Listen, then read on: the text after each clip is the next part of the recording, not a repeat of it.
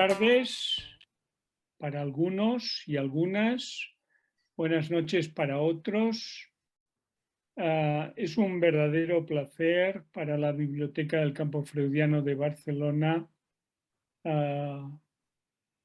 presentar esta noche, esta tarde, el último texto de Estela Solano Suárez, titulado 3 segundos con Lacan. Agradecer también a Vicente Palomera, el editor de este libro, a Daniela Fernández, a Raquel Cors, a Felicidad Hernández y a Félix Rueda, presidente de la LP, que hayan aceptado amablemente participar en esta presentación. Yo quiero ser algo más conciso que los 3 segundos del libro de Estela.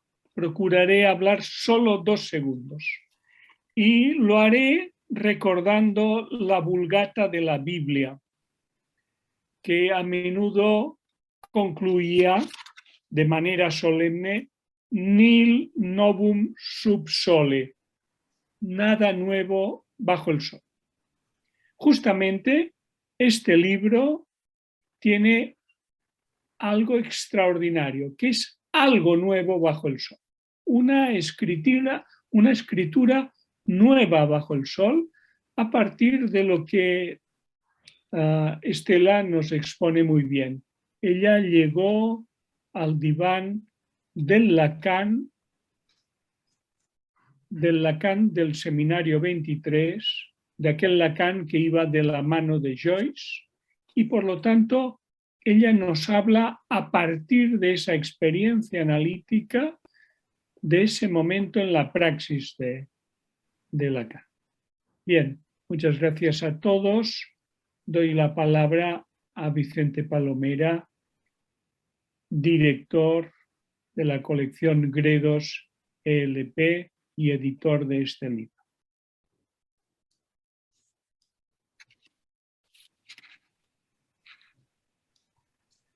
¿Se me escucha? Sí. Bien, antes que nada, agradecer a todos ustedes por la asistencia en este acto de presentación virtual de este libro, que se empezó a gestar a comienzos del año 2019. Y digo esto porque ha tomado su tiempo en salir editado. Por cierto, la editorial Stobles edita Escuela Lacaniana de Psicoanálisis junto con Editorial Gredos de España. Este libro, digo, empezó a gestarse hace ya un tiempo, 2019, y su salida a la venta en las librerías se hace a finales de octubre de este año pasado, 2021, coincidiendo con el aniversario de Jacques Lacan, del nacimiento y fallecimiento de Jacques Lacan. Apareció, de hecho, la primera vez anunciado en la lista de libros publicados en lengua castellana sobre el doctor Lacan, publicado por Navarrete en Lacan Redivivus. Cristian Albertí me pidió a mí que mandara una lista de libros sobre Lacan en los últimos años.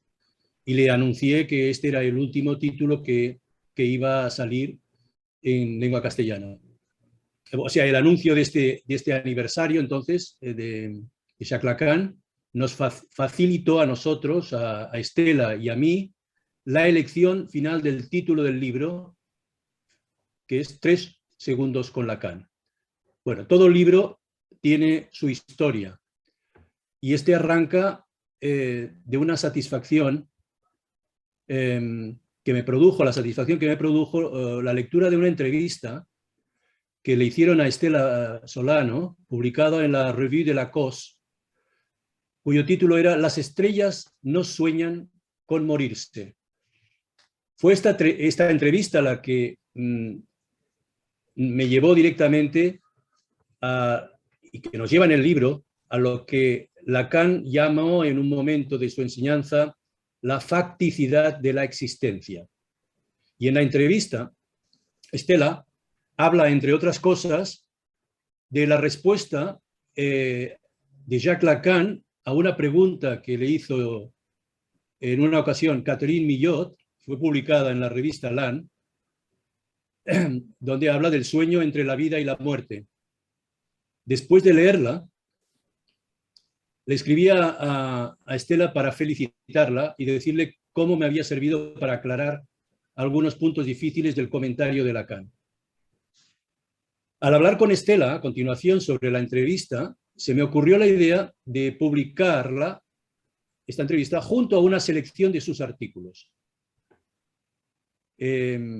Había que hacer una selección.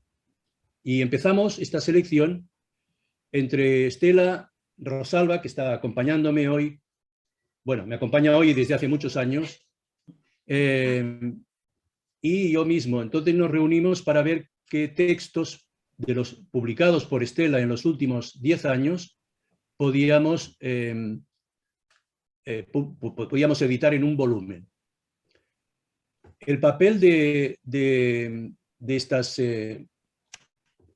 conversaciones acerca de los artículos que yo iba recibiendo, que me mandaba Stella, fue en este sentido determinante para la producción de este volumen.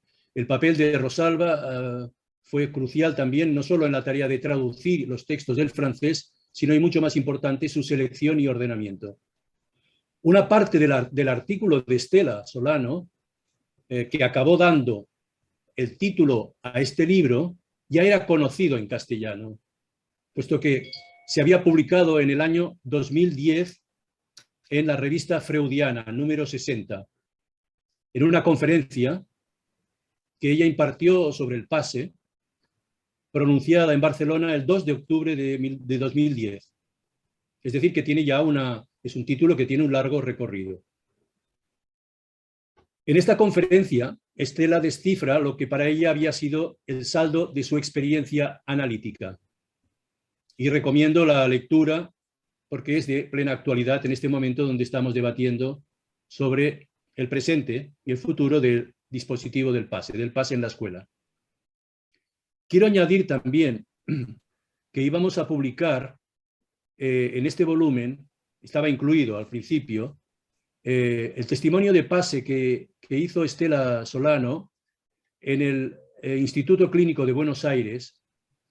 No recuerdo el año ahora, pero fue a mitad de los 90 del siglo pasado, 1960, 1950 creo, y que finalmente no incluimos, decidimos no incluirlo. Es un texto largo, se puede conseguir en castellano, fue publicado por la editorial que edita los libros del ICBA, pero no lo incluimos. Hay que pensar que se produjo esta intervención de Stella sobre el pase en Buenos Aires en la segunda década de los 90, en un momento donde se empezaban a poner las bases del dispositivo del pase en las escuelas de la Asociación Mundial de Psicoanálisis. Y ella fue invitada por Jacques-Alain Miller a explicar el funcionamiento del pase. Digo esto porque es importante pensar que su intervención no solamente hablaba de su pase, que había ocurrido hacía poco, sino también era un programa de presentación de todo lo que constituye el funcionamiento del pase. Lo que hizo Stella fue familiarizar a los oyentes con su testimonio sobre el procedimiento del pase. Era otra época, evidentemente. A posteriori nos damos cuenta, como lo ideamos inicialmente, que esta conferencia sigue vigente. Y si bien ya no corresponde, digámoslo así, al espíritu del tiempo, al zeitgeist de la actual AMP, por la experiencia del pase depositada en nuestras escuelas, hubiera tenido su lugar para un público más amplio, si lo hubiéramos publicado, cosa que, digamos, podemos seguramente hacer en una futura reedición del libro. Eso espero. Bien, no quiero alargarme más, porque me voy a dar la palabra a nuestros invitados. En primer lugar, nuestros invitados para comentar el libro son Raquel Cors Ulloa, como sabéis vosotros, miembro reconocido de la ENEL, Daniela Fernández, querida colega que está en la EOL y que estuvo muchos años en formación en París, y Felicidad Hernández, de Bilbao, recientemente nombrada AE por la Escuela Lacaniana de Psicoanálisis. Les agradezco de antemano su aceptación a participar en este acto. Pero antes, quiero pasar la palabra a quien va a moderar esta serie de intervenciones de nuestras colegas. Le pasaré la palabra a nuestro presidente de la ELP, de la Escuela Lacaniana de Psicoanálisis, Félix Rueda Soler, de quien solicitamos su participación por ser no solamente presidente de la escuela, sino también porque esta colección de libros es uno de los instrumentos de difusión de la Escuela Lacaniana de Psicoanálisis. De manera que te paso la palabra, Félix, y gracias por tu participación. Sí, gracias. Gracias, Vicente. Es un honor para mí participar hoy en la presentación de este hermoso y esclarecedor libro de Estela Solano Suárez, 3 segundos con Lacan.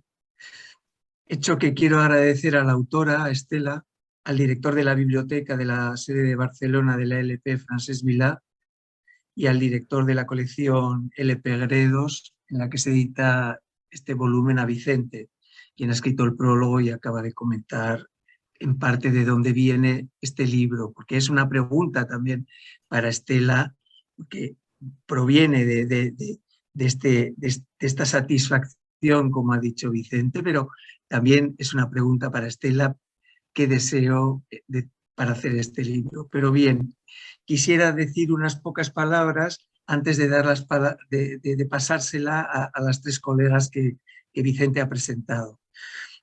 Como ustedes verán, o mejor, como ustedes leerán, este es un libro que toca la fibra. La transmisión de las interpretaciones, de los enunciados que resonaron para ella, para Estela, y tocaron su cuerpo, conmueve. Conmovedor es su testimonio del encuentro con Lacan, al que dedica los primeros capítulos del libro, que en cierto modo amplían o desarrollan la lógica de lo que ya anticipó en su texto publicado en Lacan Hispano, que también quiero recordar. Lo logran porque estos capítulos, que son la historia de un encuentro y un trayecto analítico, se convierten en enseñanzas clínicas y epistémicas para el lector. Logran resonar porque dan cuenta de la lógica del acto singular, subversivo de Lacan, así como de sus efectos imborrables. Creo que por eso resuenan, porque Estela desarrolla y da cuenta del acto y de lo que para ella implicó. El pasaje crucial y fecundo de quebrar el sentido común mediante el corte que convocaba el equívoco, lo cual transformó la operación analítica en un ejercicio de lectura. De ahí que hoy yo les anime a todos ustedes, lean estos capítulos, lean este libro.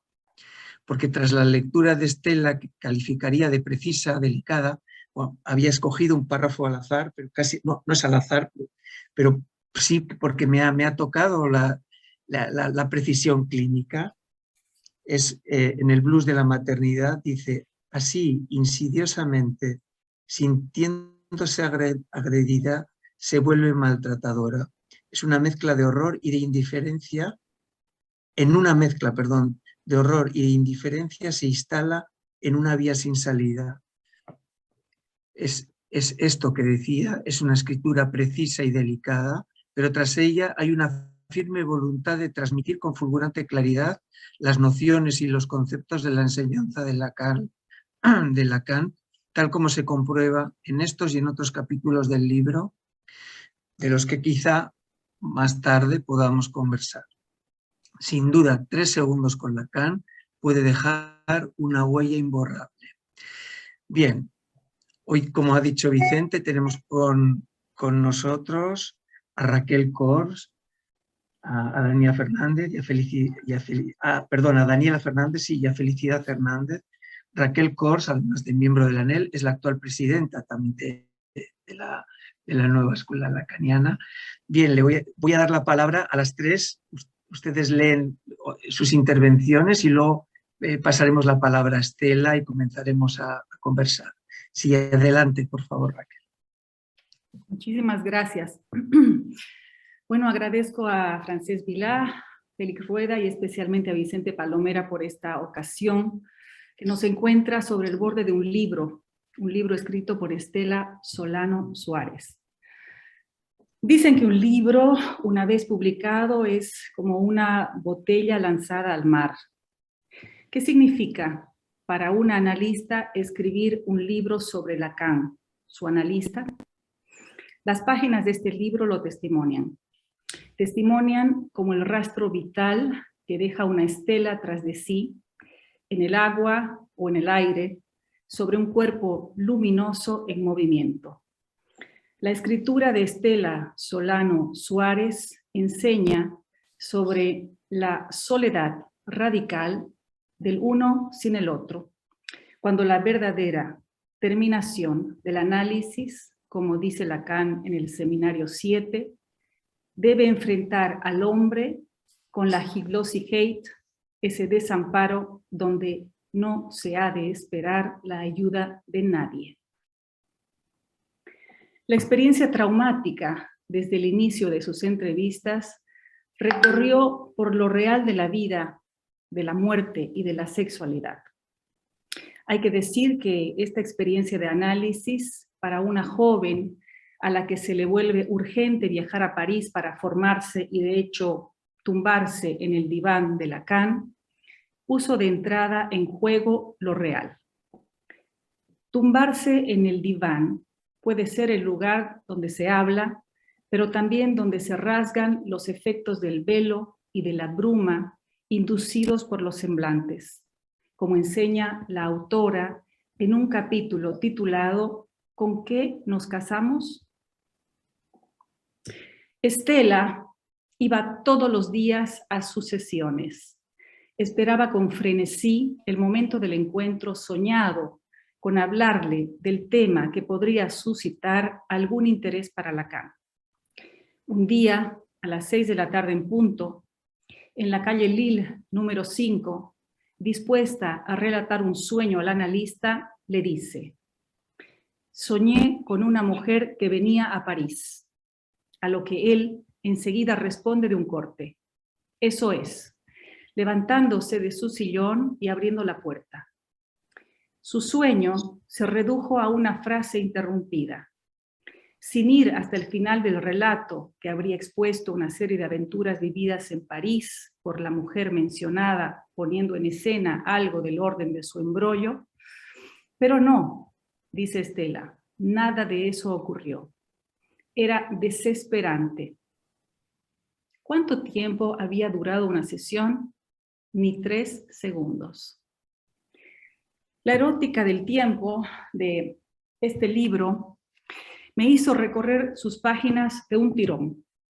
Son páginas que inician transmitiendo la fuerza implacable del deseo inconsciente.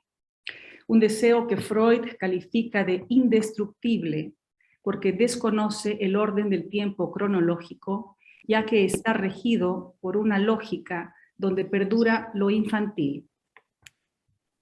Estela comenta una corta secuencia del análisis producido en el curso de una sola sesión reducida a una frase interrumpida que reenvía hacia un acontecimiento de cuerpo muy precoz, cerca de los 2 años de edad. Su madre le cantaba una canción de cuna para dormirla. Su cabeza reposaba sobre su pecho. De repente oye con asombro el sonido que brota del interior del cuerpo. Ahí devela que su cuerpo era una caja de resonancia, como una quena o una zampoña, ese instrumento musical que funciona porque hay un agujero. Conmovida por una viva emoción, la niña descubrió su cuerpo agujereado. Estela dice: me dormí enseguida y quizá casi para siempre. Ese momento donde la langue percute el cuerpo, luego recubierto por las ficciones comandadas por el lenguaje, es también el tiempo de un análisis por el que hace falta pasar para salir del sueño del discurso del inconsciente y finalmente soltarse del parloteo analizante. Las páginas de este libro transmiten, por un lado, la experiencia analizante escrita por una analista que experimentó el goce del bla bla de la asociación libre, apostando a la sumisión del dispositivo analítico, no sin algunas memorables interpretaciones emanadas del acto de su analista, Jacques Lacan, en cuerpo presente. Por otra parte, estas páginas enseñan lúcidamente lo que una analista escucha, interroga y lee en la lógica temporal del après-coup de su propio análisis, de su práctica, de la clínica, del control, del precio de la sesión, de los sueños, de la maternidad, de las mujeres, en fin. El lector de 3 segundos con Lacan se topará con una lectura advertida que lo singular de una letra publicada en un libro no explica un desarrollo temporal, lineal, estándar o ideal. Lo escrito aquí resuena en el tiempo que existe al del reloj. Leo algunos apuntes de las páginas 16, 17 y 18. Estela dice: no sé cuántas veces telefoné, semana tras semana, hasta que un día la secretaria me pone en comunicación con Lacan. Me presento y le pido una cita. Me dice: ¿una cita para qué? Le respondo que quiero hacer un análisis con él. Me pregunta si es urgente. Le digo que no, que eso puede esperar. Responde: venga inmediatamente. Estaba dispuesta a la eternidad de la espera y él me colocó enseguida en la urgencia, introduciendo la prisa. Fue la primera lección clínica que recibí de él. Me pregunta: ¿por qué quiero hacer un análisis? Le respondo que quiero llegar a ser analista. Le explico que había hecho un análisis y comenzando una práctica. Su respuesta fue: ¿y cuál es su síntoma? Balbuceo. No sabía cuál era mi síntoma. Lacan me indicó con su pregunta que se hace un análisis no para ser analista, sino para tratar un síntoma. Esta fue la segunda gran lección. Volviendo a aquella primera entrevista con Lacan, sé que terminé diciéndole: venía a verlo para resolver un asunto con la muerte y que solamente usted, y no otro, podría ayudarme. Entonces me dijo, siempre con una voz muy suave: un análisis es un gran asunto. Antes de comenzar el análisis propiamente dicho, practico lo que es la norma en mi escuela, las entrevistas preliminares. Y así me despidió, dándome una cita. Estaba conmovida, me había dado una oportunidad y se había iniciado la partida. Aún faltaba que yo diera mis pruebas para convertirme en analizante. Más adelante, al final de una sesión, Lacan le pregunta a Estela: ¿volverá para un control? Desconcertada por la pregunta, ella responde: ¿un control de qué? Vuelva para un control, fue su respuesta. Ese control, recuerda Estela, fue en diván, lugar donde se anudan el sujeto supuesto saber leer y el sujeto supuesto poder aprender a leer. Lugar que pone a prueba, como dice Lacan en el seminario 25, que un analista depende de la lectura que él hace de su analizante. En efecto, cada analista con cada analizante reinventa el psicoanálisis. Este libro, que agradezco enormemente a Estela, me enseña sobre el tiempo lógico de la interpretación de la escuela al costado de la experiencia analítica y la práctica. Es un libro que interroga mi práctica por lo real en la erótica del tiempo, según la temporalidad lógica de cada analista, de cada analizante, de cada analista controlador, de cada practicante que, según la variedad del grado de elucidación conseguido en su experiencia analítica, varía y se moviliza respecto a cada fantasma, su pulsión y su modo sintomático de gozar y de practicar el psicoanálisis. Solano Suárez lanza como una botella al mar un libro escrito a la letra de su experiencia de análisis personal con Lacan. Lanza la partida con la enunciación de un texto que resonará en lo que cada lector decida escuchar, oír, leer, escribir. Finalmente, y a tiempo de agradecer a Estela Solano Suárez, aprovecho la ocasión de su presencia para hacerle una pregunta sobre la precu que le causó al momento de escribir este libro, que como ella señala en las páginas 87 y 89, la relación con la vida y con el goce de la vida solo puede ser sintomática con TH. Estas páginas que cito están en un capítulo que titula Las estrellas no sueñan con morirse. Quizá, como dice Estela en la página 117, la Hypnosigkeit post-análisis testimonia esos momentos que el ejercicio de lectura ha de recomenzar en una relación solitaria con la letra, con el fin de ponerse al día con el diapasón del saber hacer con eso, con el santón.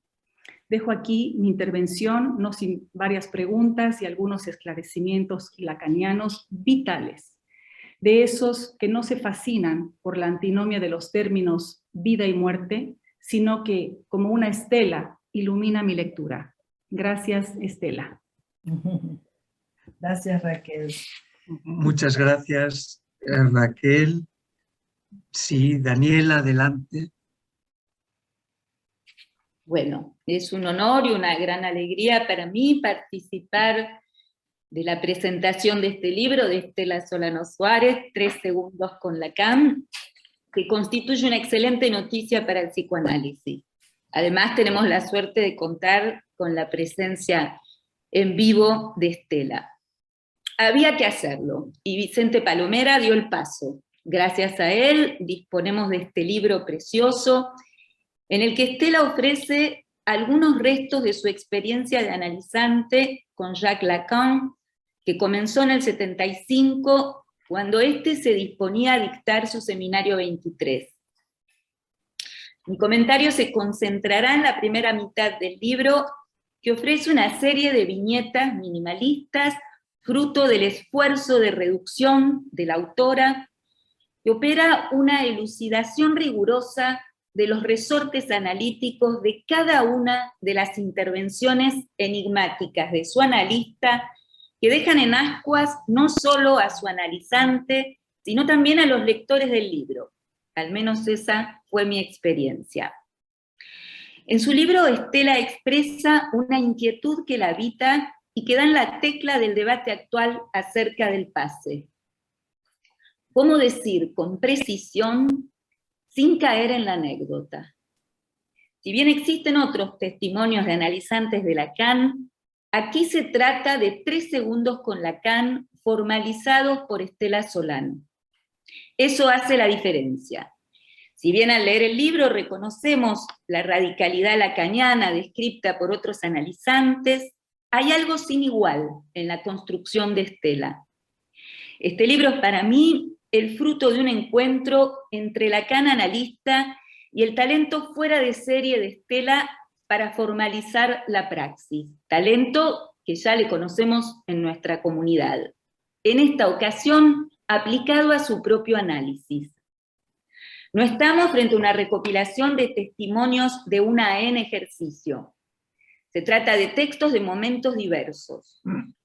Siempre llamó mi atención escuchar o leer a Estela agregando un granito de arena más a la elucidación de la operación de su analista, aún a muchos años de distancia de su análisis y de su pase, como si su análisis hubiese producido un real que no cesa de causar en ella un esfuerzo de formalización aún hoy. Yo también querría aprovechar para hacerle una pregunta a Estela. ¿Cuánto tiempo, lecturas, vueltas le tomó lograr formalizar la operación analítica lacaniana en juego en su análisis? ¿Cuál es el analista que nos presenta Estela? Se trata de la figura lacaniana del analista lector que convierte la operación analítica en un ejercicio de lectura. El analista de Estela interviene por el equívoco, el corte, pidiendo precisiones a la analizante sobre sus dichos. La concepción del análisis que de ahí se deduce consiste en aprender a leer de otro modo, expresión del Seminario 20. ¿Cómo se aprende eso? Estela da varias pistas que convergen en la presencia de un analista activo que no da respiro, que, retomo algunas frases del libro, desbarata el orden simbólico, rompe la unidad de la frase de forma despiadada, produce un efecto de agujero en el sentido, desarticula el uno unifiante, opone un rechazo categórico a la estrategia neurótica. En efecto, como lo dice Estela, se trata de un analista traumático, que hará un uso particular del dinero, del diván y del control al servicio del acto analítico, diluyendo cualquier estándar. Asistimos entonces a una transformación de la analizante, que será, cito, arrancada del lenguaje, desplazada hacia la langue, desmontada del discurso del amo. Así es como aprenderá a leer de otro modo. Prueba de ello es la propia formalización que opera de su análisis, en la que prima el rigor materialista que perfora la buena forma del storytelling o la autoficción. No incluye anécdotas ni hechos. Estela no nos cuenta su vida, sino que se consagra a iluminar el pasaje de analizante a analista. Otra prueba de que aprendió a leer es la segunda parte del libro, en la que la autora procede a una lectura realista del deseo, la vida, las mujeres, el matrimonio, la maternidad. En este sentido, quisiera resaltar la pertinencia del modo en que Vicente construyó este libro. Estela no cesa en sus intentos de hacer pasar su experiencia analítica del agujero inviolable que habita el lenguaje, que podemos escribir ese de atachado, y que este libro demuestra que no es una abstracción. Una y otra vez, su analista se dedicará a destapar dicho agujero. Esto, tal vez, dice Estela recientemente en el blog del pase de la SF, es lo que da al psicoanálisis la chance de no convertirse en una religión. Notemos que Estela planta ese agujero al comienzo de su análisis. El comienzo fue incontestablemente un agujero traumático, dice. Llamó mi atención la importancia que en su formalización Estela da al comienzo del análisis. Otra referencia es el valor que tiene para su Lacan la práctica de las entrevistas preliminares. Valor que me parece correlativo del aprender a leer de otro modo, ya que esto no va de suyo, exige un tiempo lógico. Me pregunto si esta no sería la cara del pase que Lacan introduce en RCI cuando indica que se trata de que cada uno aporte su ladrillo al discurso del analista, testimoniando acerca de cómo se entra en él. Para concluir, quisiera compartir con ustedes mi primera impresión al leer este libro. Al cabo de unas pocas páginas, cayó como una evidencia para mí que la figura de analista que Estela Solano nos propone en este libro es la propia Estela. Así analiza Estela Solano. Ese es su modo de intervenir en el análisis y en la práctica del control. Estela se parece a su libro, desde la primera hasta la última línea. Estamos entonces frente a un libro auténtico que demuestra que un analista analiza con los restos de su experiencia de analizante. Sí, muchas gracias, Daniela Fernández. Vamos a dar la palabra ahora a Felicidad Hernández. Adelante, por favor. Buenas tardes, buenas noches. Agradecer esta invitación y deciros que es todo un privilegio para mí estar presentando este libro de Estela. Comienzo con la lectura del texto. En psicoanálisis, para que un texto produzca resonancias, para que se convierta en una transmisión y una enseñanza, se necesita algo más que la elaboración de un saber epistémico. Se necesita que ese saber lo sostenga el deseo que late a través de sus palabras. Y esto es lo que se produce en este libro. En él, las palabras adquieren el peso y el valor de lo que transmiten, el deseo como palpitación de vida. Bella expresión que tomo de la autora cuando dice que el deseo como palpitación de vida encuentra su causa en la sustancia gozosa del cuerpo. En los primeros 5 capítulos del libro, que son un depurado y luminoso testimonio de análisis, Estela Solano nos otorga el privilegio de entrar en la consulta de Lacan en el tiempo de su última enseñanza y hacernos testigos de su acto analítico y de su deseo de analista decidido y sin piedad. De un analista que, como nos dice la autora, no cedió nunca ante la coartada de la insuficiencia como fortaleza de defensa ante la imposibilidad. Entramos a su consulta de la mano de una analizante con un deseo no menos decidido. Pues en 3 segundos, a través de las primeras palabras de un sueño, me repito, es un sueño que es verdad que, como ya lo han comentado mis colegas, pero es un sueño, dice, en las primeras palabras de un sueño que pronuncia y anuncia lo que Lacan supo atrapar en su materialidad. Ella dice, se trata de una mujer que venía a París.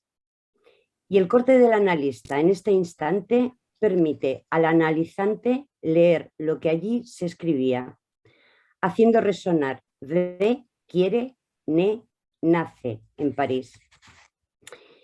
Lo que se desliza en el intervalo de lo dicho es un deseo convertido en voluntad.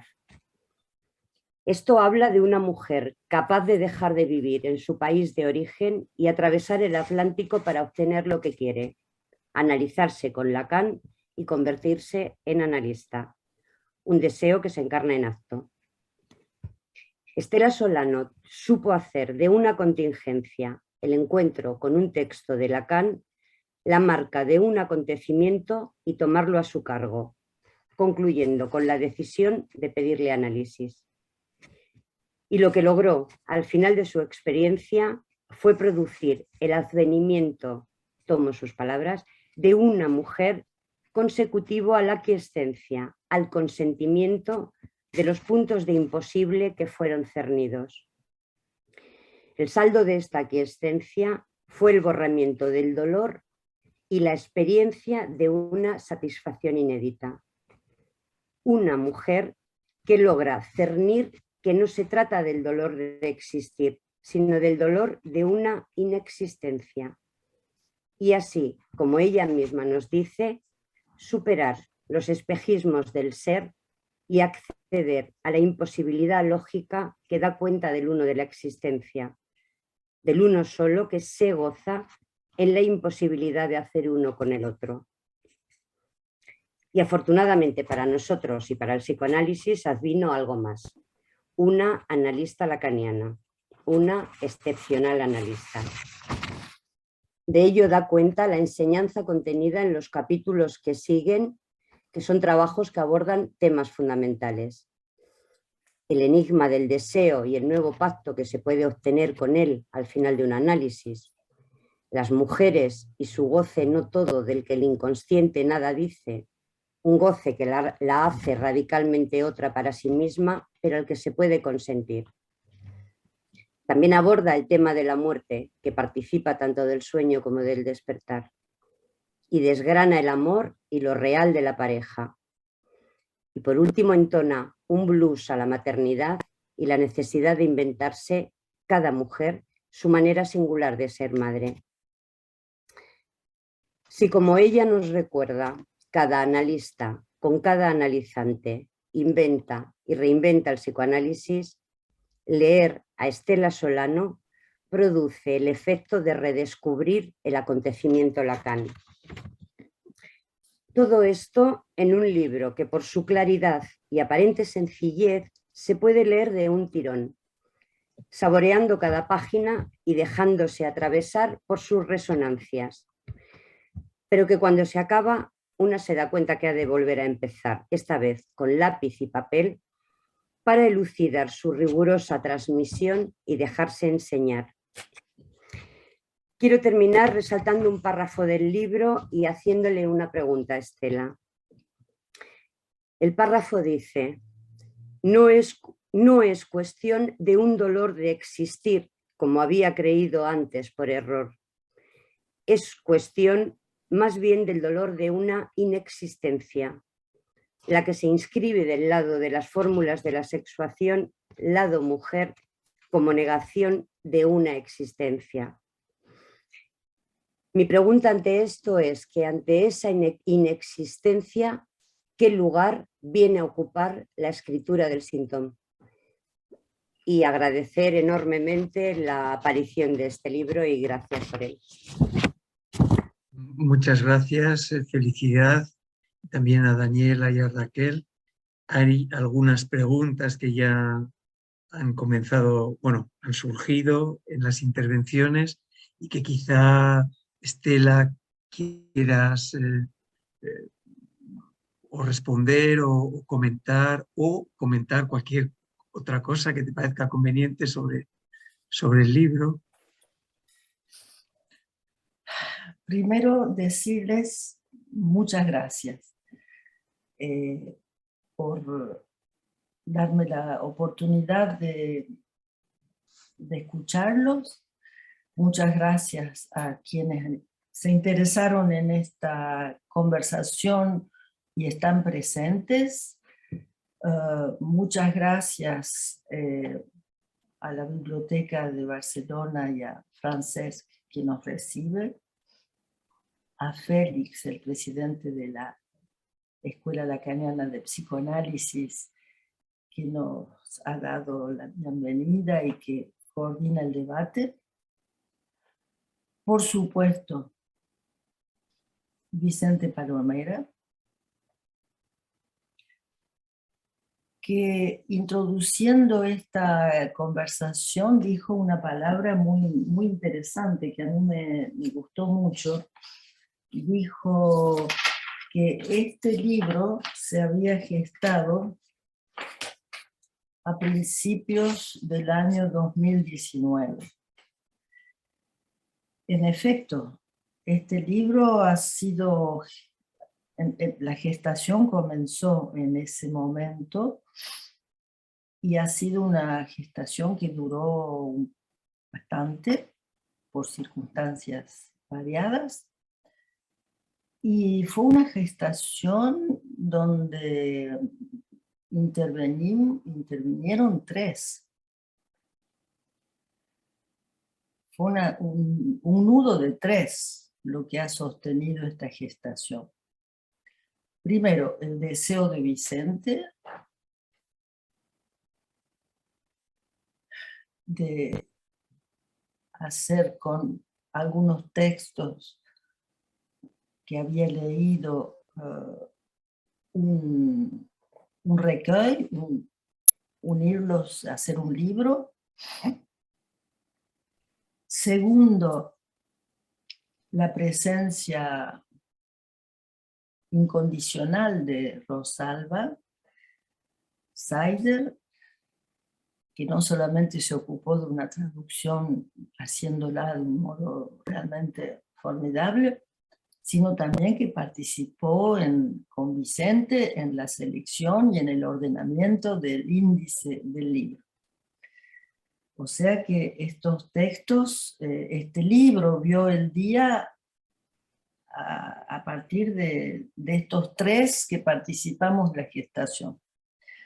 Cuando Vicente me pidió que le enviara artículos publicados en francés, que me proponía la posibilidad de que un libro naciera en la serie que él dirige en la editorial Gredos, yo estaba bastante dubitativa. Le preguntaba, ¿pero te parece, Vicente, que vale la pena? Y él me insistía que sí, que sí, que sí, hasta que yo pensé, ¿qué es lo que pensé? Pensé, de acuerdo, estos textos han salido ya publicados, con una distancia temporal importante o no entre los unos y los otros. Han sido respuestas de circunstancia ante pedidos que recibí de la parte, especialmente de los sucesivos directores de la revista de la Escuela de la Cause Freudienne, la revista la Cause du Désir, la causa del deseo. Y entonces pensé, quizás del interés de estos textos, de estos restos, de estos retazos, de estas migajas que han caído en el camino que voy haciendo día a día, quizás el valor que tienen para mí, es el haber tratado de decir lo más cerca posible de la experiencia misma, la forma y la manera en la que Lacan practicaba el psicoanálisis. Y pensé sería una forma de hacer conocer a quienes no tuvieron la oportunidad de encontrarlo a Lacan o de seguir su seminario cuando él estaba en vida, la forma de hacer conocer el Lacan en su práctica, el Lacan analista, porque lo que yo verifiqué en mi análisis era que había una coherencia evidente entre la forma en que él practicaba y lo que semana tras semana iba avanzando en su seminario. Así que hay una coherencia. O sea que eso me daba la idea de que él extraía de su práctica los conceptos y los desarrollos que constituyen el núcleo, los núcleos y las sucesivas formulaciones de sus seminarios. Quería que se supiera que Lacan era un analista que no respetaba ninguna rutina, ningún estándar, ninguna idea preconcebida del psicoanálisis, que era un analista que estaba en todo momento asegurando una presencia que se sentía, una especie de densidad de la presencia de Lacan, y una presencia que era presencia del cuerpo, y un uso del cuerpo. Usaba el cuerpo como instrumento del acto analítico.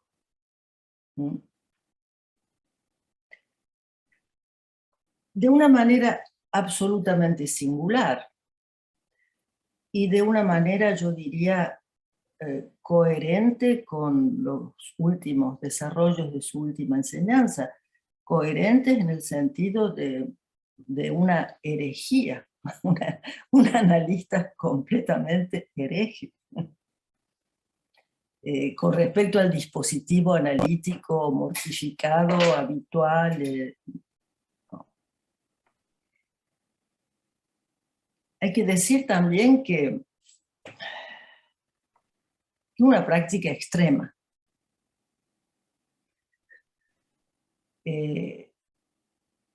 Algunos de vosotros recordaban de que yo llegué al consultorio de Lacan en la época en que Lacan empezaba a dictar el seminario 23, Le Saint-Homme. Y cuando alguien lo recordó, pensé, pero claro, de la mano de Joyce, Lacan me llevó a mí. Él iba de la mano de Joyce y me sometió a una especie de lectura joyciana del inconsciente. Me sometió a un tratamiento joyciano. Hay que decir que era la primera vez fue formidable porque tomó todo su tiempo, fue una larga entrevista, de una gran preciosidad clínica, no dando nada por entendido,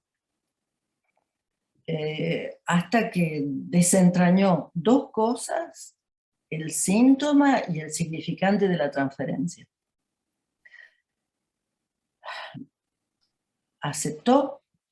Me aceptó, pero advirtiéndome que el análisis era un asunto muy serio. Y advirtiéndome de que antes del análisis propiamente dicho, él practicaba las entrevistas preliminares, como ya lo he escrito. Tal cual es norma en mi escuela, agregó. Norma en su escuela fue él el que inventó esto de las entrevistas preliminares, y no sé si era tan norma en su escuela freudiana de París. Yo pensé que bien, 2 o 3, 4 entrevistas, 5, y ya estaría en el diván. Pobre inocente. Estuve un poco más de un año. Y ahí empezó, digamos, el tratamiento traumático. Sesiones súper cortas. No me era posible explayarme en explicaciones, en recuerdos, en desarrollar los sueños, nada. Y yo no entendía por qué me cortaba. Cuando me encontraba afuera era, ¿pero qué es esto? ¿Dónde estoy? Y bueno, lo que me sostenía en la creencia era que se trataba de Lacan. Entonces yo pensaba, él debe saber lo que hace, porque de otro modo no tenía ni pie ni cabeza. Entonces, cada vez que venía yo preparaba mi cuentito. Yo pensaba, esto le puede interesar, a ver, nada. Esto otro, nada.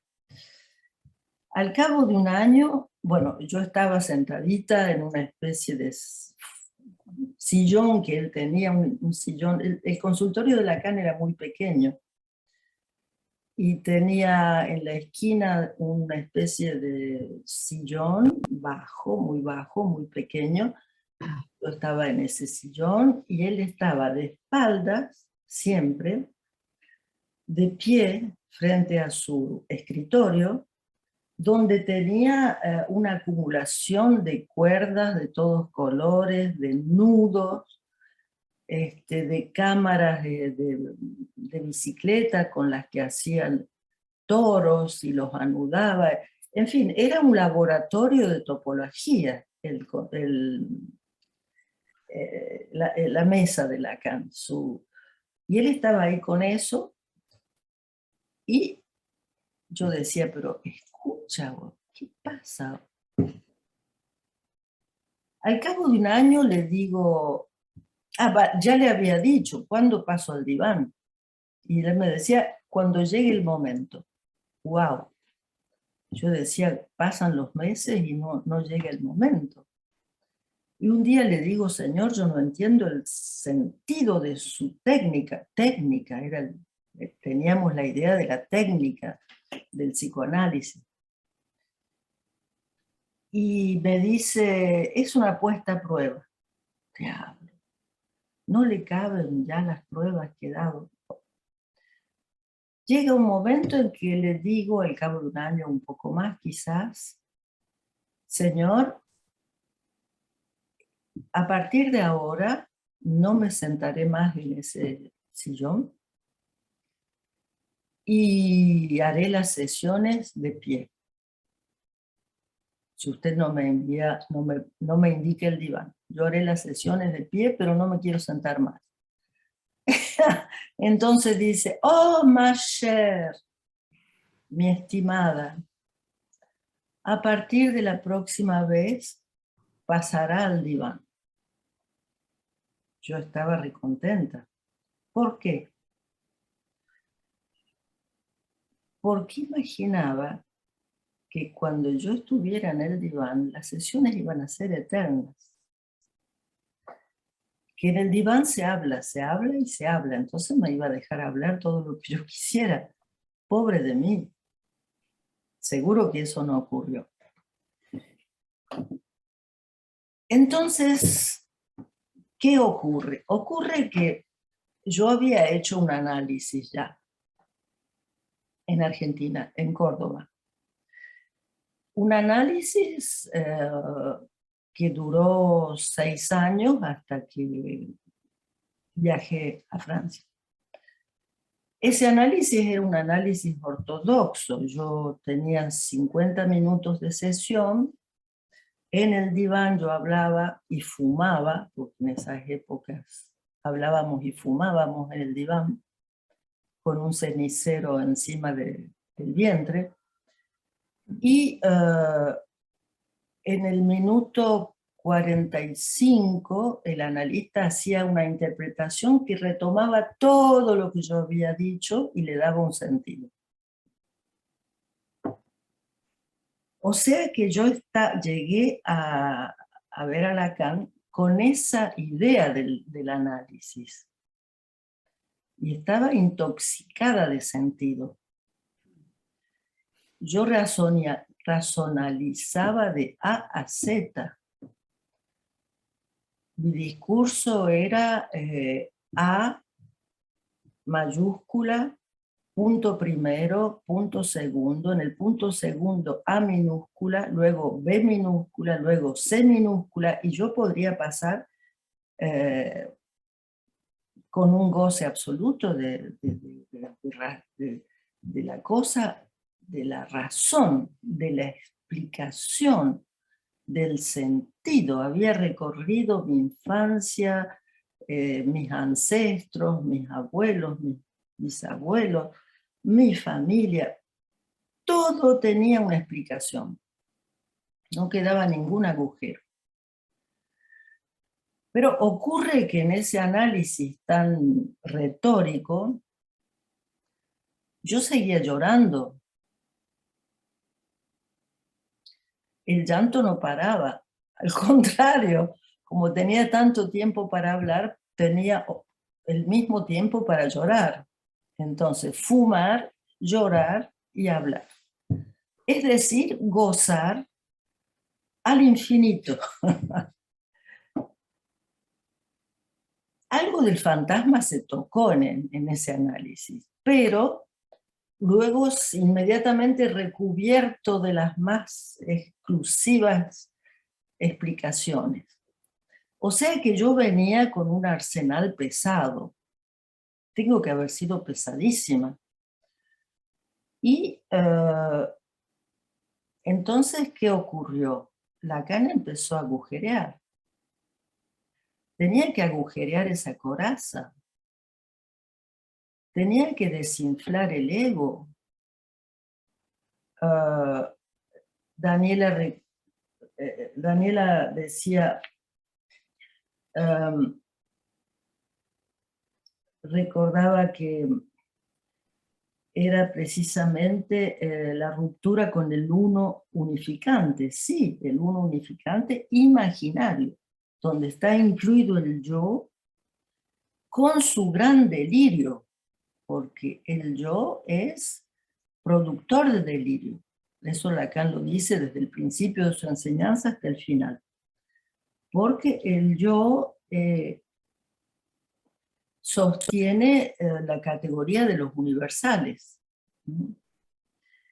Y reviste con su pretensión grandiosa los ideales de lo bueno, lo bello y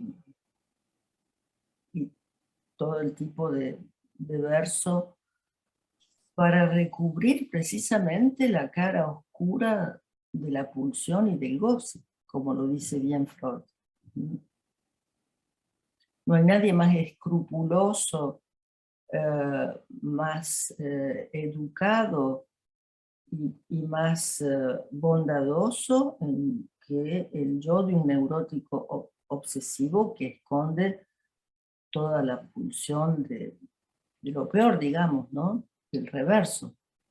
Entonces había que demolir eso. Eso es como dar estocada y agujerear. Bueno, entonces, en esa perspectiva, el agujero estuvo al comienzo. Porque eso se explica, me parece, a partir de las circunstancias que estoy introduciendo aquí. En la medida en que encontré en Lacan una explicación muy valiosa con respecto a esto, que es en la Unbewusst, en el curso del 14 de diciembre del año 76. Dice que en un análisis puede ocurrir, él se sirve aquí de 3 toros, el toro del imaginario, el toro de lo real y el toro de lo simbólico. Dice que en un análisis puede ocurrir que por la forma de cortar, por la forma de operar sobre la topología, que todo lo simbólico recubra, el toro de lo simbólico recubra el toro del imaginario y de lo real.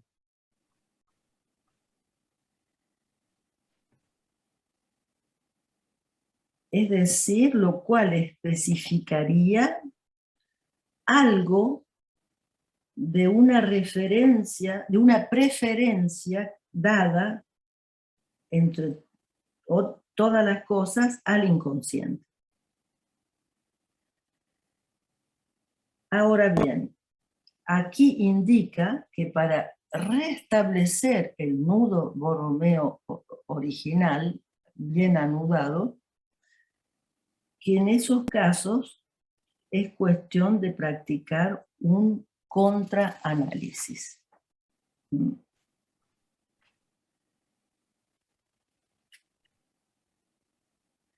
Y creo que yo he sido sometida a un contraanálisis en ese sentido, por Lacan. Bueno, no sé si voy a seguir hablando sola como un autista, pero tengo muchas preguntas, pero no sé si me pongo a responder a todas las preguntas, todo el mundo se va a dormir. En absoluto. Pero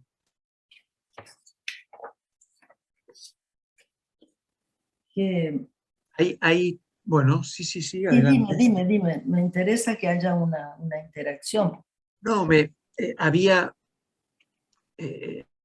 algunas cosas que me parece que también, bueno, en cierto modo he respondido, que tomaban, por ejemplo, Raquel y Daniela, me parece de manera diferente. Cuando Raquel hablaba de, creo que retomaba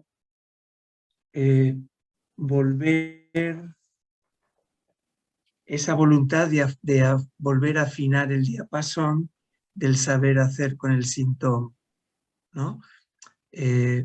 Bueno, te citaba con esta cuestión y Daniela tomaba una cita de RSI donde dice: cada uno aporta su ladrillo testimoniando cómo se entra en el discurso analítico. Bueno, no son... Y esto a mí me resonaba, estas dos frases, con la afirmación de Lacan en la conferencia de Ginebra, cuando habla, dice, de la mayoría ha olvidado totalmente por qué uno se comprometió con la profesión de analista, ¿no? Bueno, que decir que estas dos afirmaciones me resonaban esto y me parece que tenían que ver también con estos primeros capítulos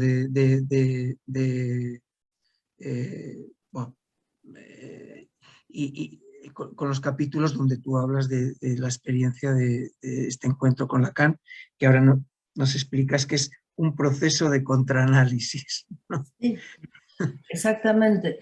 Ahora bien, por ejemplo, el título del libro, 3 segundos con Lacan, Sí. ese título lo encontró Jacques Alain Miller. Ajá. Porque él organizó unas jornadas invitando a los miembros de la escuela que habláramos, y cada uno hablara de su análisis, terminado o en curso. Uh-huh. Y me telefoneó preguntándome de qué quería hablar. Entonces yo le dije de una sesión con Lacan memorable que produjo un antes y un después, una sesión en la que no habrá durado más de 3 segundos. Me dice, eso es, 3 segundos con Lacan, así se va a 3 llamar segundos con Lacan. su texto, y es el texto que escribí. ¿Por qué una sesión memorable? Porque yo, como les decía, insistí para hasta que fui al diván, y ahí, claro, me di cuenta de que no era cuestión de estar en el diván para hablar y hablar desplegando todos mis razonamientos y mis delirios, que Lacan seguía practicando el mismo tipo de corte que cuando yo estaba en el famoso sillón. Hasta que un día ocurrió eso, se me abrieron las orejas. Cuando saliendo de la consulta, atravesando un patio de piedra hasta llegar a la calle, escuché el equívoco de esa frase. Y a partir de ahí era como, fue como una superficie topológica que se da vuelta, ¿no? Uh-huh. que hay algo ahí como una torsión inolvidable a nivel de sus efectos y a nivel del cambio de posición subjetiva. A partir de ahí las sesiones comenzaron a ser, yo diría, chistosas, porque cada corte era como un witz, era un chiste. Y precisamente en el seminario de la angustia, Lacan dice una frase que a mí me parece muy bonita, dice que al síntoma hay que agarrarlo por las orejas. ¿Mm? Uh-huh. Que es una forma de agarrarlo, como él lo dice heréticamente en el seminario 23, a partir de la lógica. Y el tratamiento lógico que Lacan le daba a la palabra era una forma de hacer pasar la palabra a la escritura. Y él haciéndose cargo de la lectura de los equívocos sonoros y gramaticales de la lengua. O sea que hay toda ahí una enseñanza que para mí fue crucial y fundamental. Una enseñanza y un rigor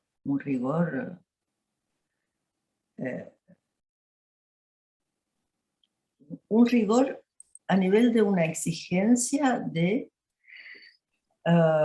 romper con la impotencia neurótica. El no puedo. Venga mañana, no puedo. Venga mañana, no puedo. Venga mañana. Y es una sesión por día, hasta 2. Hasta que llegó un momento que le dije, yo no puedo más, no tenía unos trabajos miserables, tenía que tomar trenes para ir a la periferia norte de París, a la periferia este, y no daba más, no había más, no había más. Hasta que un día me encapriché y le dije, bueno, sí, hasta mañana. Y no vine. Pasó un día, pasaron 2 días, pasaron 3 días, suena el teléfono, yo estaba en mi casa, levanto el teléfono, era la cama. ¿Qué hace usted ahí? Me dice. Venga inmediatamente. Y fue chistoso porque me di cuenta que a pesar de la muchedumbre de pacientes que él recibía, había perfectamente anotado mi ausencia. Así que, bueno, retomé la sesión diaria, hasta que un día le digo, no vengo más. No, tiene que venir mañana. No, no vengo mañana. Venga mañana, y gritaba, y subía la voz, gritaba, y abría la boca grande, venga mañana. Yo le decía, no señor, no vengo más. Y de repente baja la voz, me mira a los ojos y con una voz muy dulce me dice, pero mi apreciada Solano, debo conducir su análisis hasta el final. Y ahí dije, qué idiota que soy, si yo vine a pedirle un análisis y ahora estoy en una especie de cobardía absoluta y me quiero escapar. Y evidentemente que pude encontrar más trabajo y pagar más sesiones. Todo era así, era como empujar los límites que son límites neuróticos, que son imaginarios, que no es el límite de lo real, es el límite de la estupidez y de la cobardía. Sí, bueno, no quiero tampoco... Hay una pregunta que me parece, o una intervención que quiere hacer Raquel. Sí, Estela. Gracias, Félix. Retomando lo que dices de la herejía y especificas que no es cualquier herejía, sino la herejía, dices, respecto al dispositivo analítico. Aprovecho para preguntarte de todas las orejas que tengo señaladas en el libro, literal, la página 117. La página 117 para mí es esta herejía de la que tú escribes en este libro respecto a, por un lado, las entrevistas preliminares y por otro lado, el posanálisis. Quería preguntarte si puedes decirnos algo de esa erótica del tiempo que hay en el posanálisis y en la escritura de este libro, con esto que llamas ponerse al día con el diapasón del saber hacer con eso, con el santón. Sí.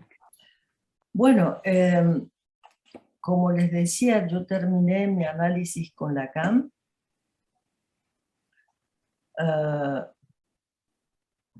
Y una vez terminado el análisis, continué la práctica de control con él. Llega el mes de julio, él siempre se interrumpía para tomar vacaciones a finales de julio, y me da cita para primeros de septiembre, para el control.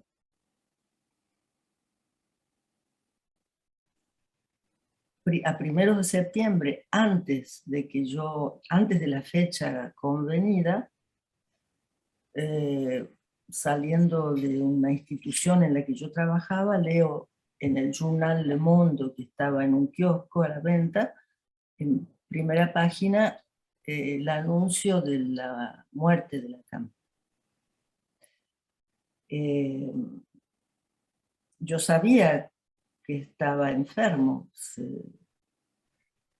corrían muchos chismes sobre de qué estaba enfermo. Yo sabía que estaba enfermo, pero no sabía de qué. Pero sí sabía de que hasta último momento, aún con la dificultad que se notaba en él físicamente, incluso el dolor físico, aseguró una presencia sin desfallecer hasta último momento. De ahí que yo suponía que si me había citado para el mes de septiembre, nos encontrábamos en el mes de septiembre. En ese momento,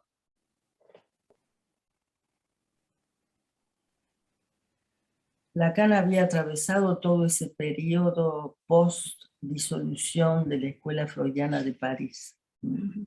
Fueron momentos muy, muy difíciles, donde apareció mucha injuria, mucho maltrato a Lacan, mucha infamia. Mi orientación estaba clara desde el principio. Yo seguiría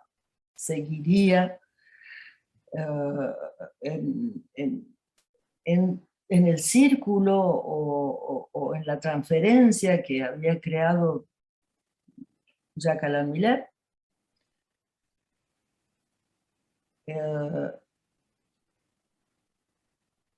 Y en ese momento nacieron muchas iniciativas llevadas adelante por Jacques Alain Miller, y en octubre se hicieron lo que serían las primeras jornadas de la nueva escuela, de la Escuela de la Causa Freudiana,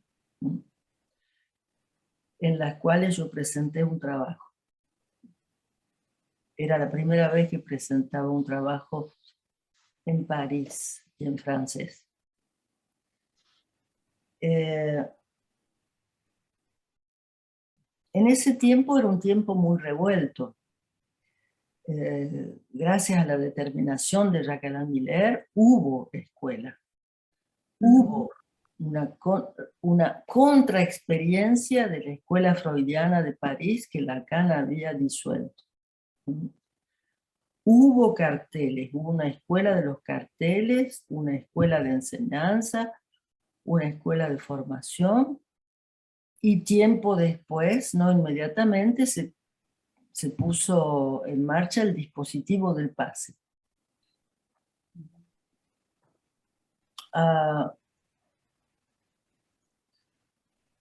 10 años más tarde, o quizás menos, ya con el dispositivo del pase en marcha, hubo una crisis.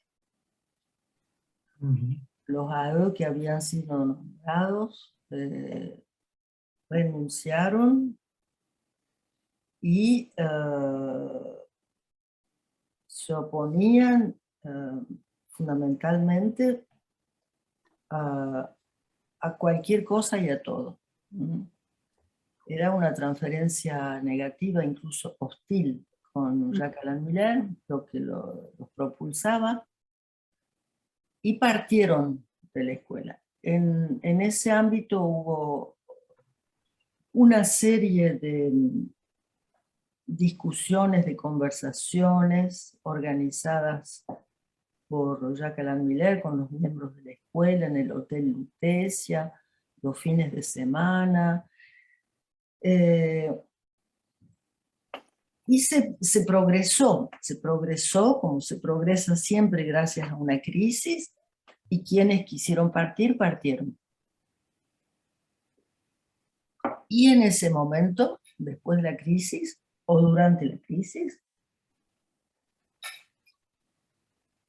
habían pasado 10 años desde que falleció Lacan y que yo había terminado anteriormente el análisis, fue la primera vez que tuve el deseo de hacer el pase. Hasta ese momento, por las circunstancias, la coyuntura de la nueva escuela, y no había sentido ese deseo. Aunque desde el inicio de esa nueva escuela yo estaba muy implicada. Jacques Alain Miller había comenzado su curso semanal, Síntoma y fantasma y retorno. Fue el primer curso que él dictó. Y entonces me presenté al pase. Y en ese momento yo creo que era, cuando me nombraron, era la única AE en ese momento. Porque creo que los AE nombrados anteriormente, que no partieron, creo que habían terminado su mandato, creo. Pero yo sé que en ese momento no había más que una AE, lo cual no duró mucho tiempo, porque los carteles siguieron trabajando y luego hubo una serie de nuevos AE nombrados.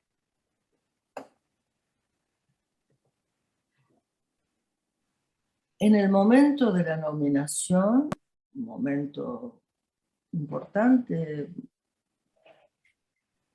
singular, es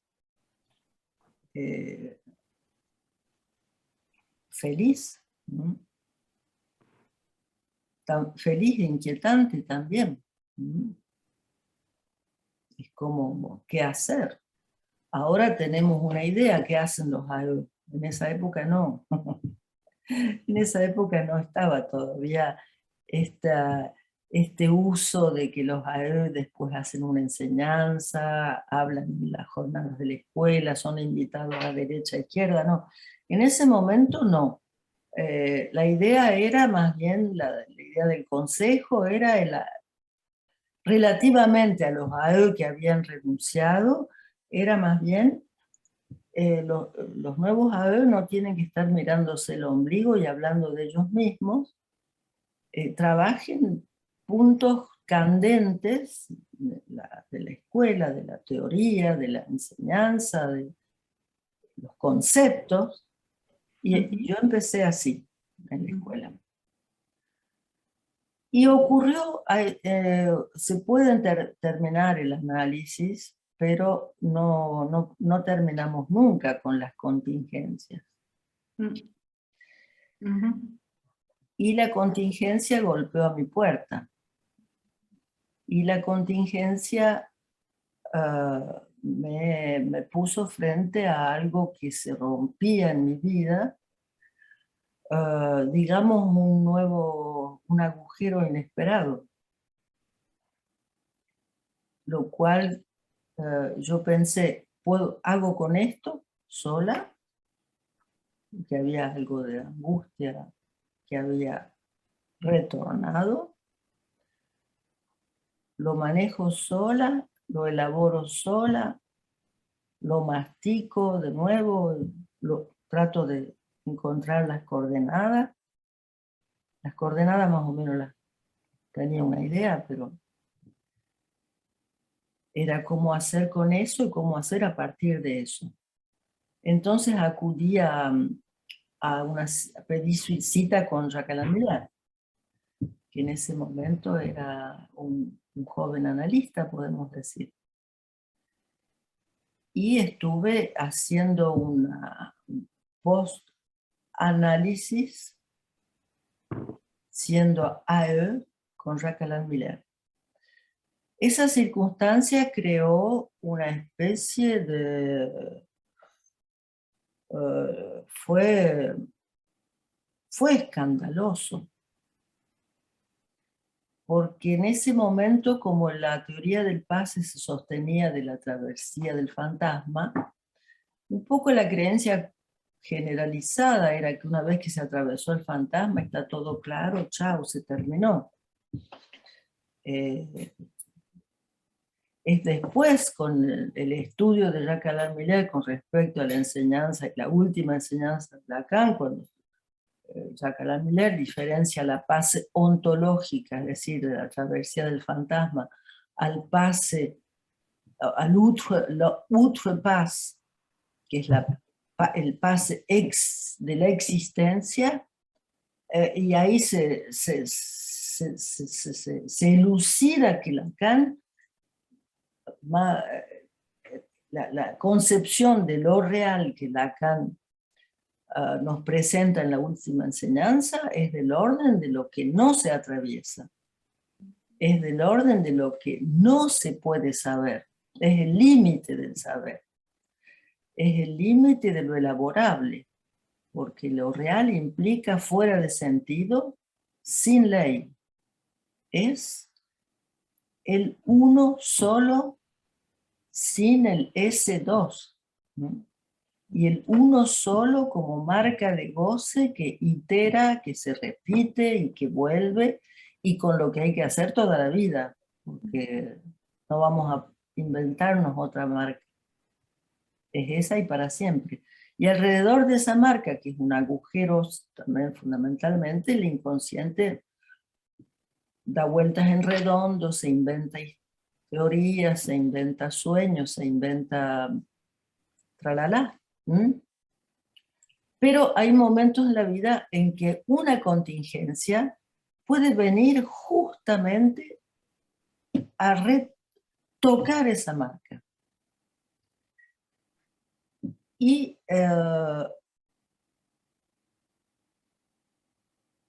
podemos decir que es un momento en el que sabemos que no hay otro, que el otro no existe, pero es un momento en el que también se puede decir, pongo a trabajar esta contingencia y sus consecuencias, con la idea de que hay un plus de elucidación que es posible. Y ese plus de elucidación, evidentemente que es algo que no se termina nunca. La enseñanza es un modo de operar con ese plus de elucidación. Lacan decía que cuando él enseñaba no era analista, era analizante. Es decir, que ese plus de elucidación, que el analista no debe dejar nunca de ser analizante, porque corremos el riesgo de caer en la infatuación. O sea que la idea es que podemos llegar a saber, a un saber hacer con el síntoma, lo cual implica el cese del sufrimiento. Cuando hablamos de síntoma, es algo que no es el patos del síntoma. Es simplemente confrontarse una y otra vez con algo que insiste en un modo de hacer, en un modo de olvidar, en un modo de soñar, en un modo de fracasar, en un modo de hacerlo bien. Insiste, es esa cosa, es eso que está ahí. Y eso que está ahí, trabajamos. Daniela preguntaba, ¿cuántos años le llevó poner en claro? Toda la vida, Daniela, todavía no terminé. Es sin fin, me parece, es el no todo. Y entonces estamos en el campo de los conjuntos infinitos, donde no llegamos nunca a decir este es el límite, este es el borde. ¿Qué es lo que da el límite y el borde a un conjunto? Es la excepción. La excepción que se escribe en las fórmulas de la sexuación, existe un X que niega la función f de X. Esa excepción hace posible que todos los X se inscriban en la función f de X. Es decir, que todos los X se inscriban en la función de la castración. ¿Cuál es la excepción? Es la forma en que Lacan topologizó el mito del padre de la horda primitiva. Hay uno que se exceptúa de la castración y que goza de todas las mujeres. Pero Lacan indica, gozar de todas las mujeres es imposible, porque no hay todas las mujeres. Entonces, si creemos que ya terminamos, que ya está, que nos hemos analizado, que hemos hecho el pase, que nos han nombrado, que nos quedamos tranquilitos y ¡glup! Entramos inmediatamente en la lógica del todo, en la lógica masculina.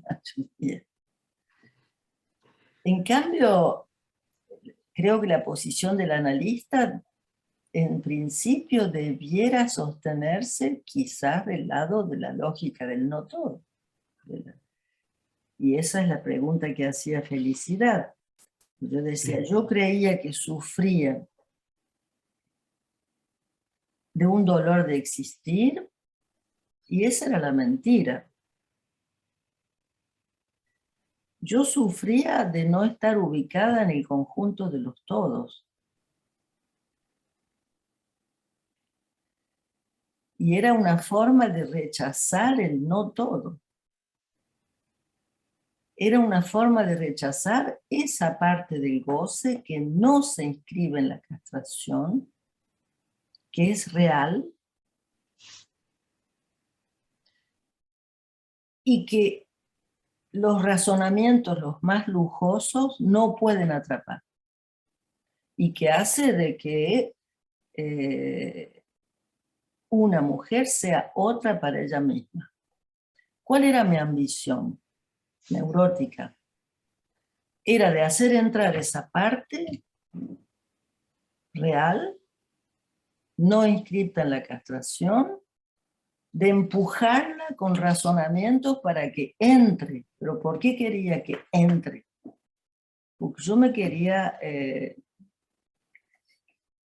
sentir, era la ilusión neurótica, de imaginar que formando parte de un todo, todo va bien. Y lo más difícil fue aceptar esa singularidad femenina que no tiene comparación con ninguna otra singularidad femenina.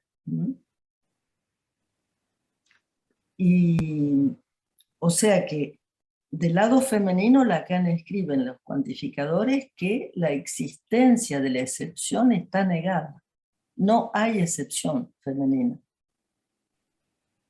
A veces se cree, hay muchos que dicen la excepción femenina. No, la excepción femenina es la que quiere asegurar la histérica, para que la mujer exista. Por eso la histérica hace el hombre, según Lacan. La no excepción femenina comporta la excepcionalidad de un modo de gozar singular, incomparable. Irreal. Irreal porque no se inscribe en el lenguaje. Porque está fuera del lenguaje.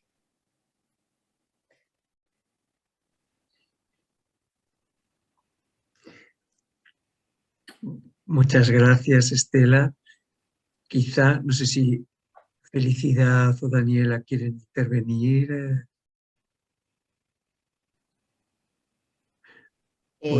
Bueno, yo realmente con la respuesta que ha dado Estela me sitúa esto que yo le preguntaba ante esta inexistencia.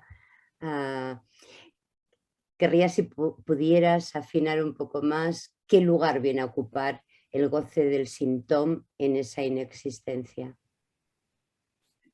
Y es lo que viene a suplir la inexistencia.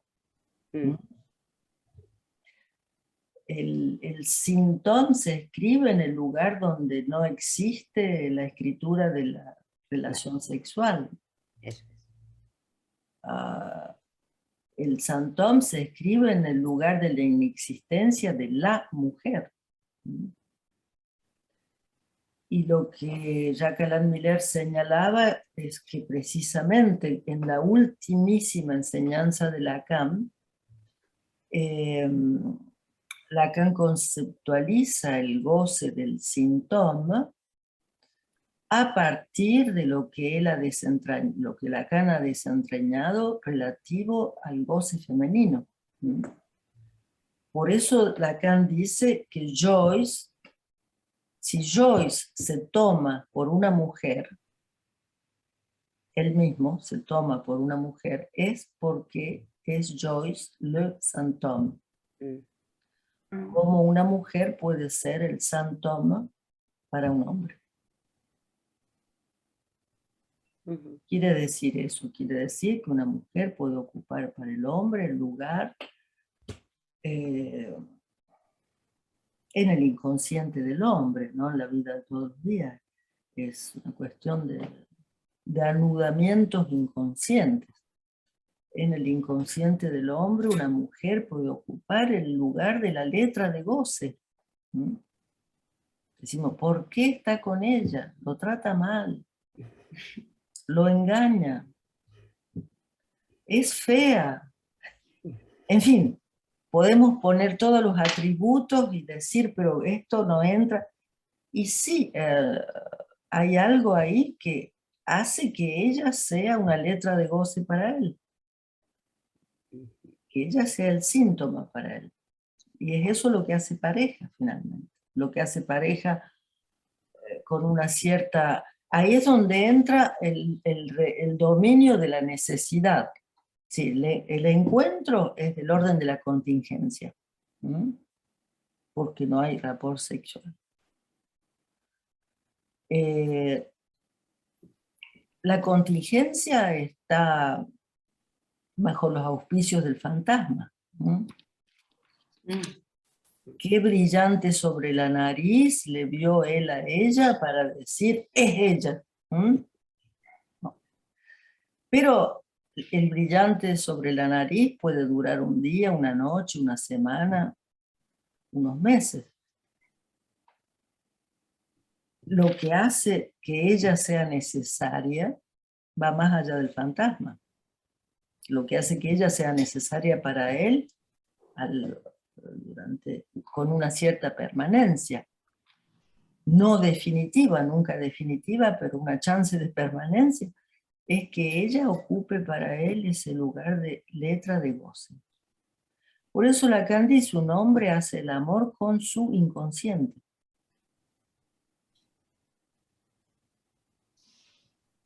Que sería una nueva forma de formular lo que formuló en Auncourt. En Auncourt dijo, un hombre a través del objeto pequeño a, del fantasma, obtura el lugar del otro que no existe, y un hombre goza del objeto de su fantasma, en el lugar de la partenaire ausente. Ausente porque la no existe. Y luego reformula, un hombre hace el amor con su inconsciente. Eso ya implica que un hombre hace el amor no solamente con el objeto pequeño a, sino también con, no es necesario que haga el amor, comparte su vida y goza. Gozar no es solamente hacer amor, es hablar, es comer, es mirar, es toda la... Y encontrar en esa letra de goce algo de su propia iteración, que hace de que ella tiene que estar ahí para él, que él itera con ella, que ella es el instrumento de su iteración. Es como yo me figuro estas configuraciones complicadas, ¿no? Imposibles incluso, entre hombres y mujeres. Y entre mujeres y mujeres, o hombres y hombres, en fin. Bien.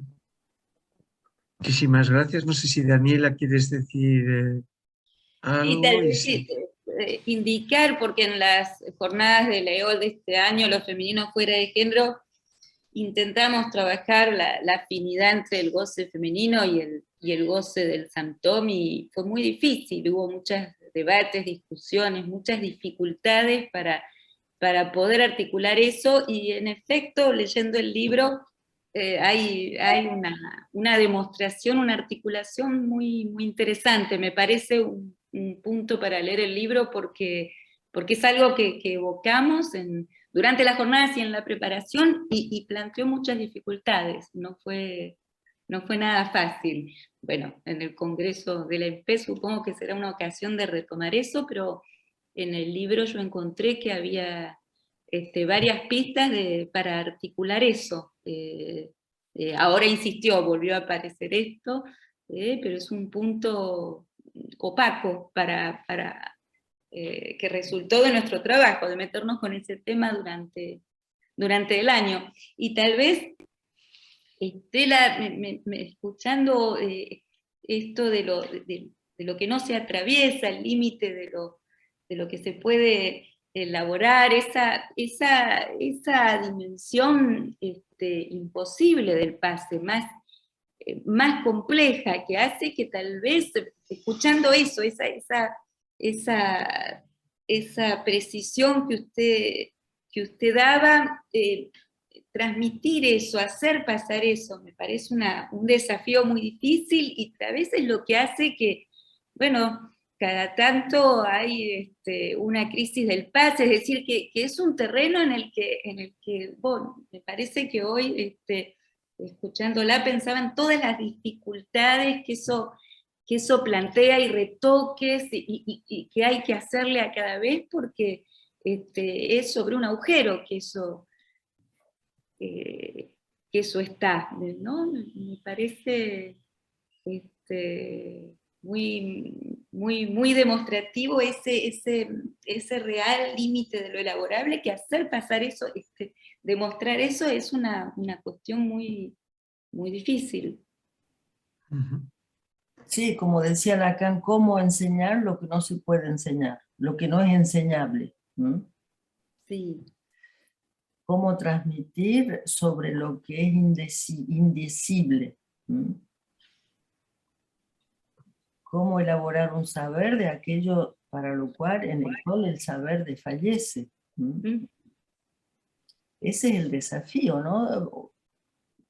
Cómo ser, y el esfuerzo de Lacan para desentrañar al psicoanálisis de las ficciones y de los semblantes, y explicar que precisamente en lo sexual, la sexualidad hace agujero, que hay lo real de lo sexual, y que alrededor de ese real soñamos, y que no nos despertamos nunca.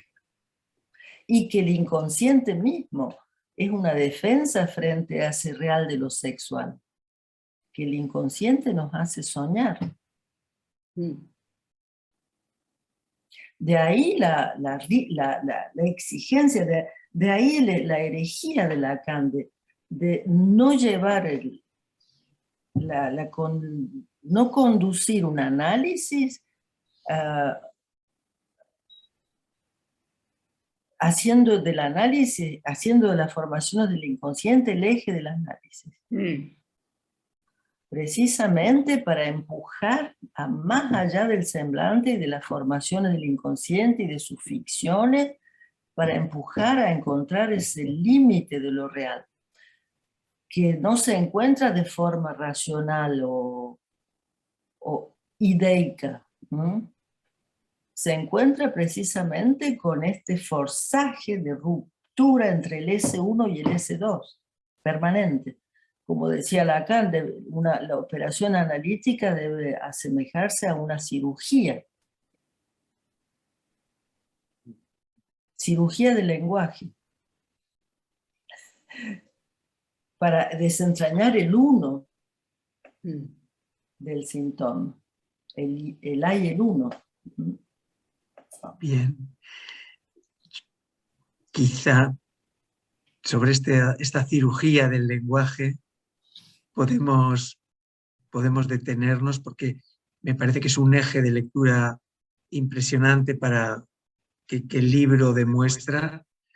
Y bueno, agradecer a Raquel Cors, a Daniela Fernández, a Felicidad Hernández sus intervenciones, por supuesto a Estela Solano, y voy a pasar la palabra a Francesc Vilal, director de la Biblioteca de Orientación Lacaniana de Barcelona, para que él diga unas últimas palabras. Sí, hemos estado más de 1 hora y media hablando de un nuevo libro de la colección Gredos ELP. Y por lo tanto quiero agradecer a los protagonistas de este libro, a Rosalba, a Vicente y a Estela, que ya tenemos un nuevo libro en las estanterías de la biblioteca y esperamos que haya más. Muchas gracias. Buenas tardes, buenas noches. Hasta la próxima. Muchas gracias, un abrazo muy fuerte a cada una y a cada uno. Ujú.